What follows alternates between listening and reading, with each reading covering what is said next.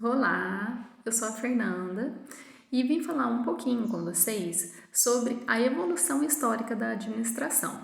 Nós vamos estudar as principais teorias desse período e falaremos também sobre cultura organizacional.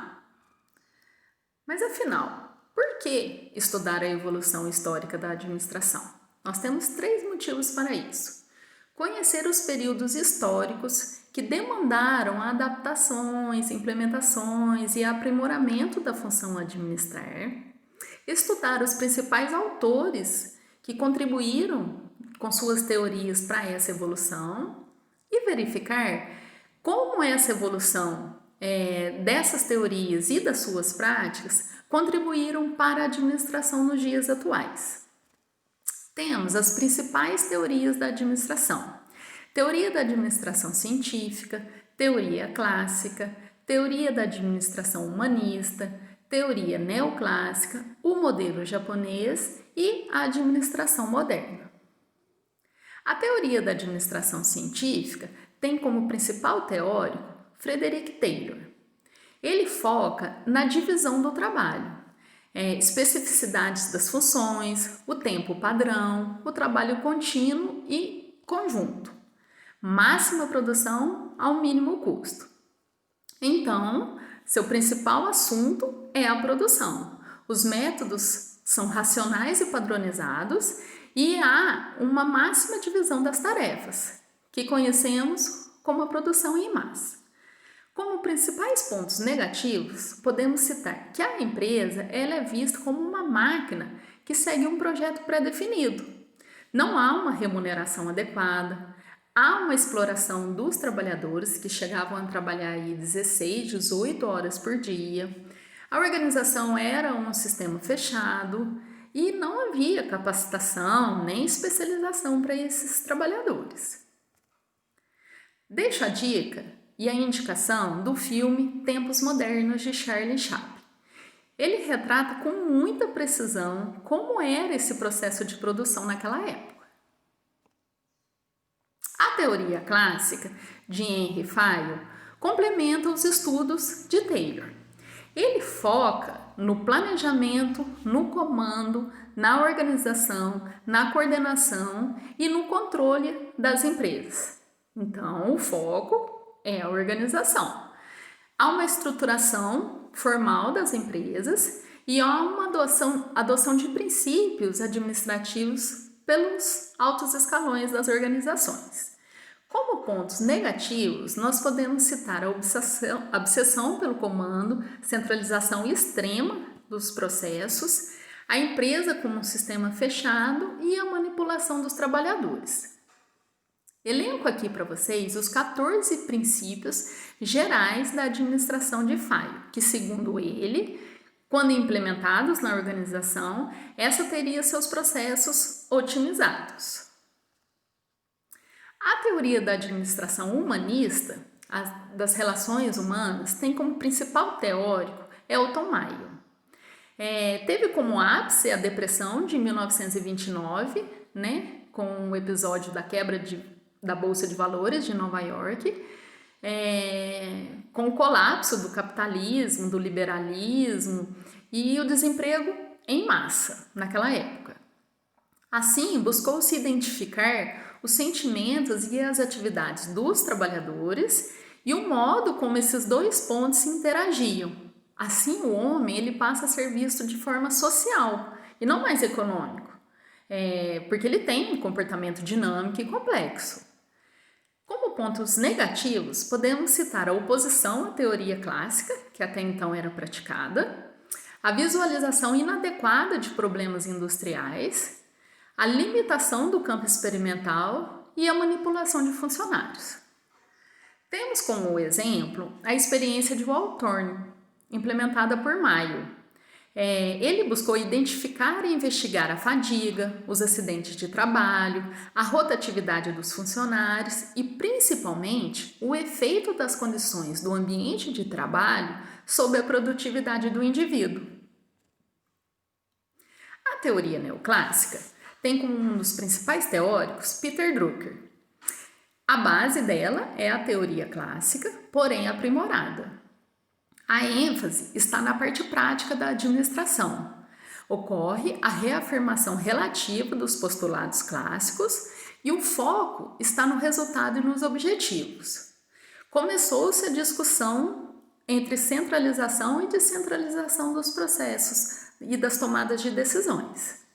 Como pontos negativos, podemos citar quando não acontecia o controle das metas estabelecidas, quando a liderança não estava alinhada com os objetivos da empresa e quando faltava ou quando o planejamento era inadequado.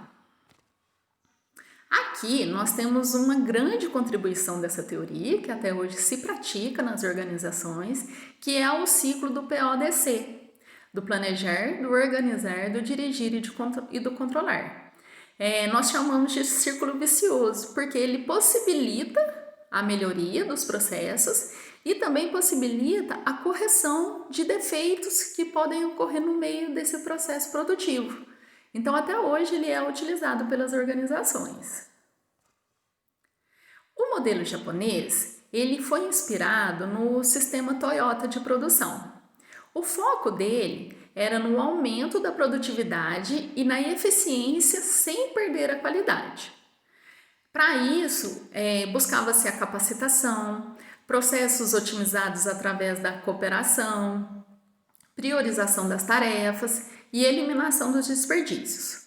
Alguns métodos eram abordados nesse modelo, como o método Kanban, o Just in Time, que é a produção certa no momento certo, o círculo de controle de qualidade, que era uma rede de funcionários que se reuniam para discutir e sugerir melhorias no processo de produção, o desdobramento da função da qualidade, que é o feedback do cliente, né? Tanto com pontos positivos quanto pontos negativos, que eram utilizados na melhoria dos seus processos.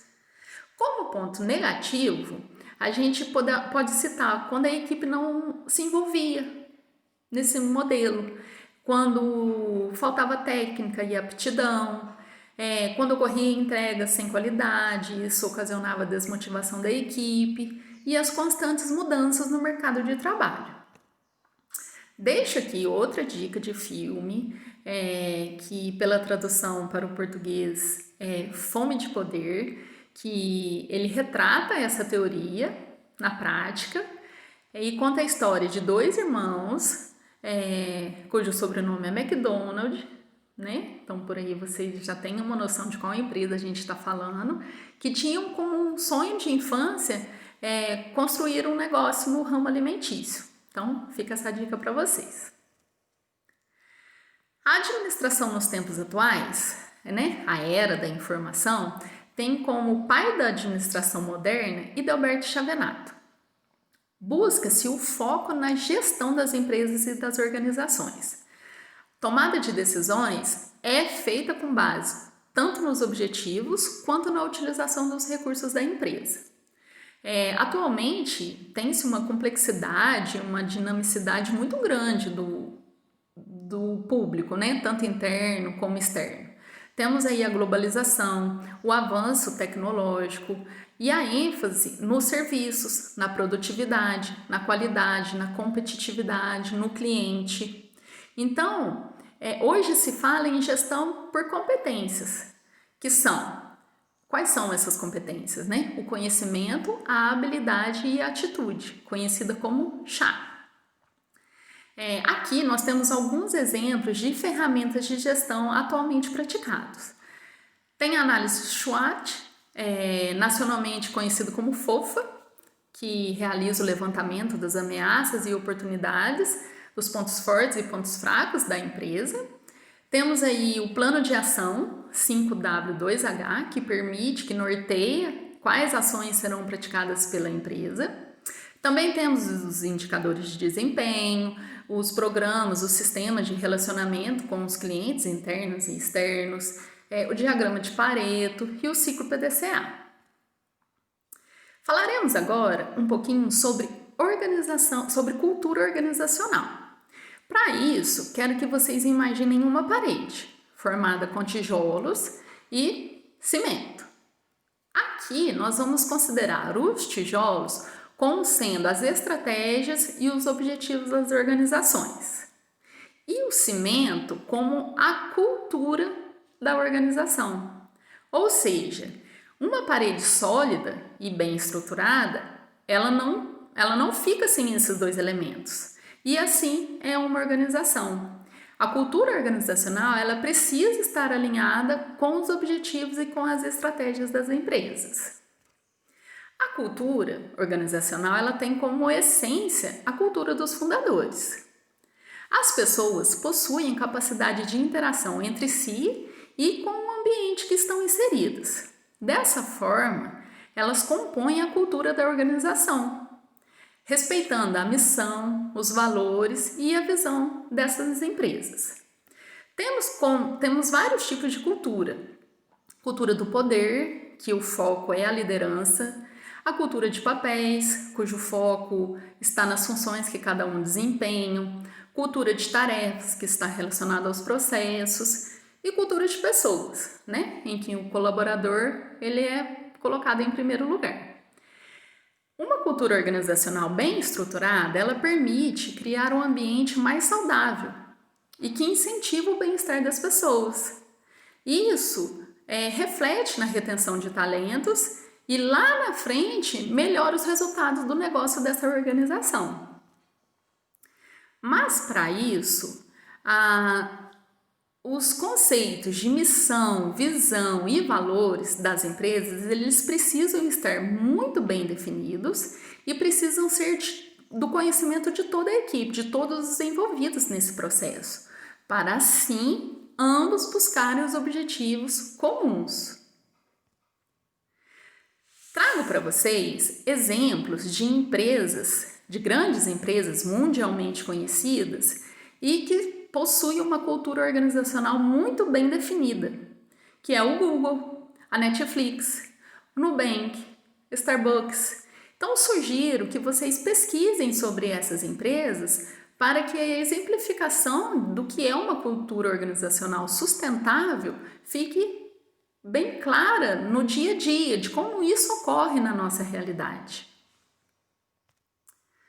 Deixo as referências bibliográficas utilizadas nesse estudo para que vocês ampliem os conhecimentos. Agradeço muito a atenção e espero em breve poder reencontrá-los. Um abraço!